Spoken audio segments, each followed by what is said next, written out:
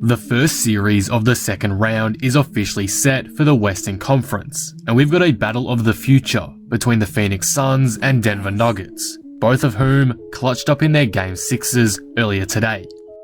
So who wins this series?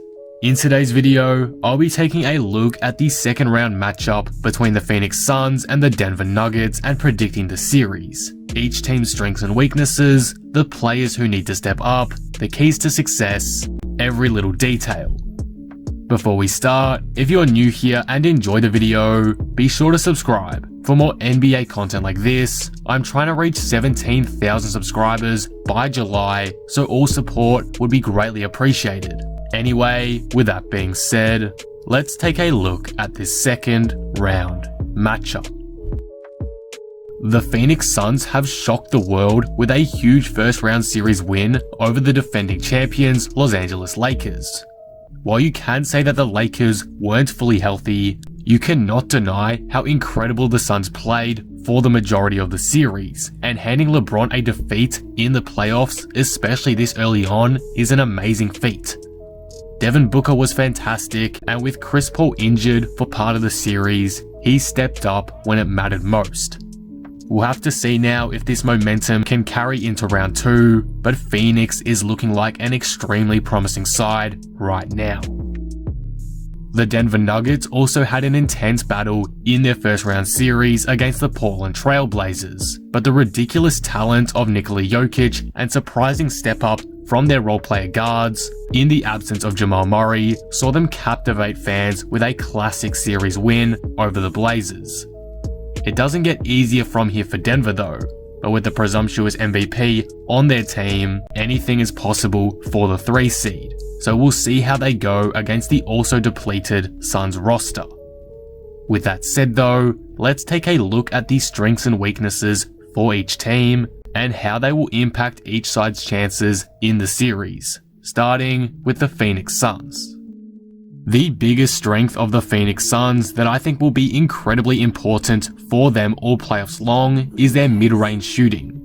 The Suns lead the league in mid-range field goal percentage, and their 2 stars, Devin Booker and Chris Paul, rank in the 95th and 93rd percentile for mid-range shooting respectively. That is elite. In the playoffs, that's going to be as important as ever, as series can become slugfests of 1v1 ISOs. Having players who can knock down mid-ranges efficiently and consistently will be key, as it adds an extra layer of versatility and unpredictability to their offensive schemes, and luckily for Phoenix, they have that in their 2 stars.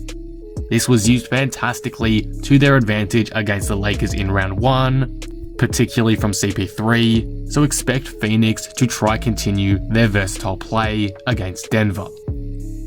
However, a big weakness for the Suns is their rebounding. They ranked dead last in offensive rebounds per game this past regular season, and are 19th in total rebounds per game, one of the worst for any playoff teams that are remaining. Denver, on the other hand, were one of the better rebounding teams this postseason, particularly on the offensive glass, grabbing 12 offensive rebounds per game, compared to the Suns' 8 per game in the first round. If the Suns want to move on to the conference finals, tidying up this area will be key. I don't think they can afford to get out-rebounded every night, so I expect them to try step up in this area. As for the Denver Nuggets, their biggest strength would have to be their ball movement. This is in large thanks to Nikola Jokic, whose ridiculous playmaking opens up the floor tremendously for his teammates and gets them plenty of open looks. The Nuggets were top 3 in assists per game this season, and were also 7th in turnovers per game, meaning they're passing a lot and distributing the ball to each other effectively without losing it, which will be important in the playoffs, and that was seen in their round 1 clash against the Blazers too.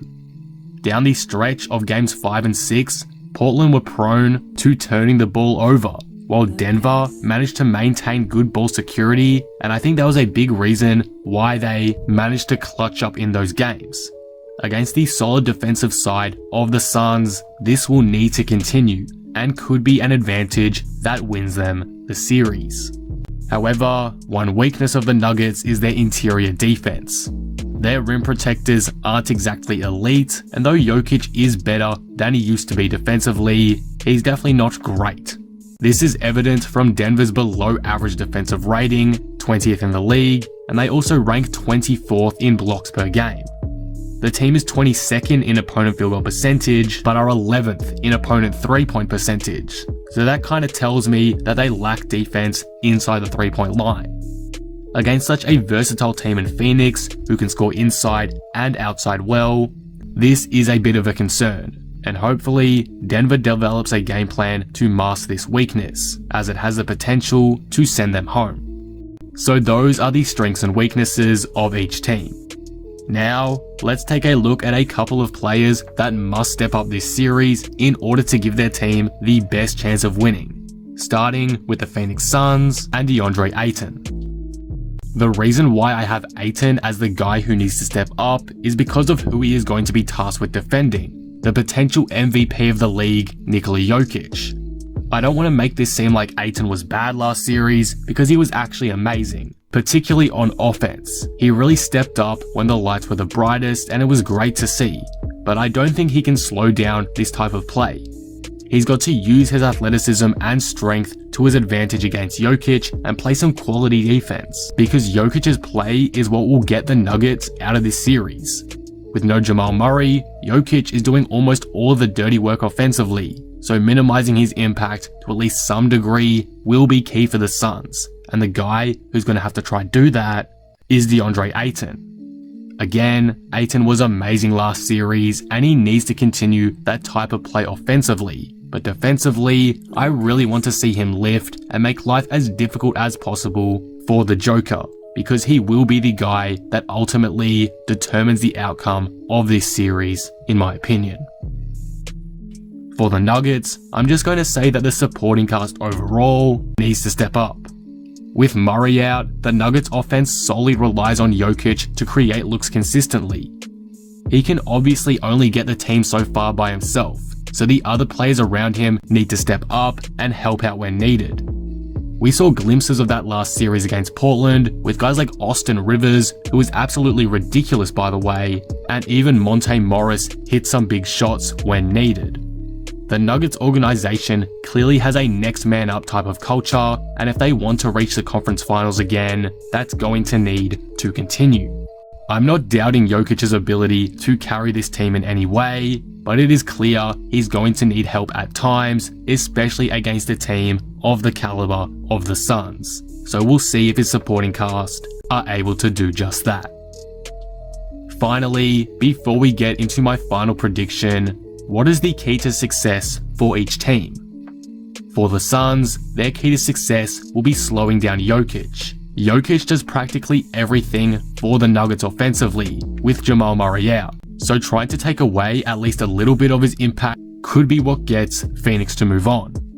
I trust that Booker, Paul, and the rest to play well offensively, but my biggest question for them is their interior defense, and against a guy as impactful as Jokic, that will need to step up. Locking down a superstar of the game is far easier said than done, of course, but I think it's what will separate the two teams. Whoever's star players play better will come out on top, and that makes minimizing Jokic's influence so important, again, especially considering that the other star of the Nuggets, Jamal Murray, is out. As for the Nuggets, it will be having multiple options offensively that they can rely on consistently. As I've said, Jokic can only get them so far, so by having the supporting cast lift around him makes Denver so much more deadly and hard to plan for. Austin Rivers is a perfect example of this last round. When he hit multiple big shots in multiple games against Portland, it made them realize they had to plan at least a little bit for him and guard him more closely. This then opens up the floor greatly for Jokic and gives his other teammates opportunities to score as well as himself. Without Murray, the team has taken a hit offensively, but Jokic's play has kept them in the hunt. If the other guys on this squad can take it up a notch too to help Jokic, Denver have the potential to go very far. So that's why I have this as the key to success for Denver. It's pretty self-explanatory, but it will be the make or break thing for Denver's season. But with that all being said now, After looking at the strengths and weaknesses of each team, the players who need to step up, and the keys to success, who wins this series? Phoenix or Denver? I'm going to have to go with the Phoenix Suns in 6 games, and here is why. In my eyes, this series comes down to depth and how the players around the superstars, so Jokic, Booker and Paul, step up when their season is on the line. Both teams are incredibly deep. We've seen that in Denver, and Phoenix has multiple options too outside of Booker and Paul.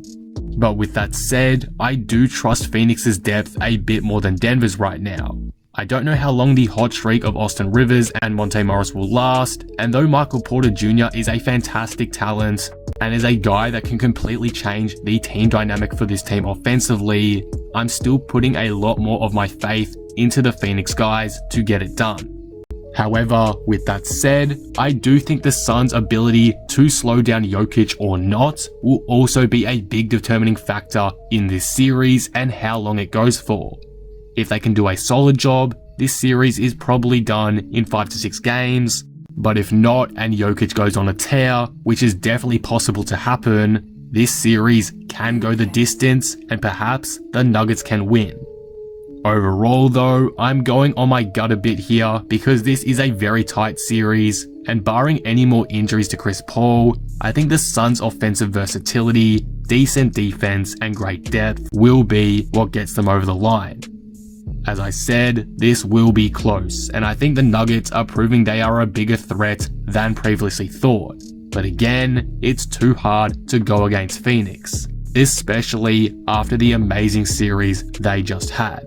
So I've got them moving on in 6 games to the Western Conference Finals. And that will conclude the video. What do you guys think of this? Who do you have winning this series? The Suns or the Nuggets, and in how many games? Let me know all your thoughts down in the comments below. If you enjoyed the video, be sure to drop it a like and subscribe. But with that being said, I am out. Peace.